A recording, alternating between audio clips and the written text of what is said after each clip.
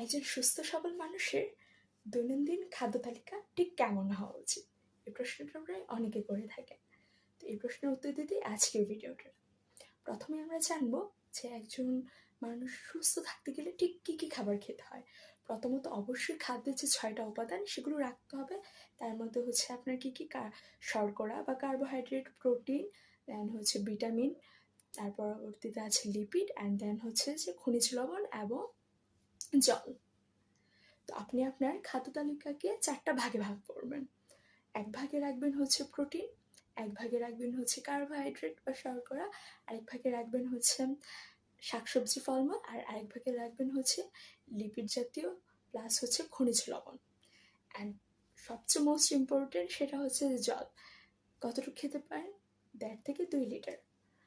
And তাছাড়াও আপনি চাইলে যখন আপনার পিপাসা পাবে তখন আপনি জল গ্রহণ করতে পারেন, তবে অতিরিক্ত খাওয়া যাবে না। তো আপনি যদি আপনার এই খাদ্য তালিকাটাকে এভাবে সাজান তাহলে দেখবেন যে আপনি সুস্থ থাকছেন। কারণ আমাদের বডির জন্য এই যে সবগুলো 6টা খাদ্য উপাদান খুবই গুরুত্বপূর্ণ। তাই এভাবে আপনি আপনার খাদ্য তালিকাটাকে খাদ্যের যে ডায়েট চার্টটাকে সেটাকে ভাগ করবেন, তাহলে দেখবেন আপনি সুস্থ থাকছেন। আর মোস্ট ইম্পর্টেন্ট কথা সেটা হচ্ছে সকালবেলা অবশ্যই খেতে হবে, খালি পেটে থাকা যাবে না। দুপুরবেলাও হচ্ছে চেষ্টা করবেন যতটা পারবেন হচ্ছে খেতে। ফাস্টিং থাকলে সেটা অন্য বিষয়।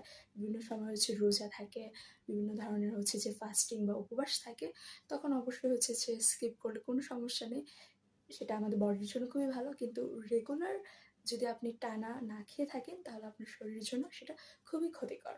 অ্যান্ড যতটা সম্ভব চেষ্টা করবেন রাতে খাবারটা খুব আর্লি খেতে, কারণ অনেক লেট করে খেলে সেটা হচ্ছে সহজেই হজম হতে চায় না। তো এই ছিল আজকে এই ভিডিওটা।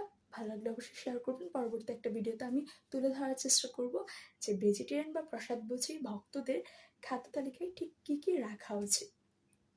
ভালো থাকবেন। হরে কৃষ্ণ, প্রণাম।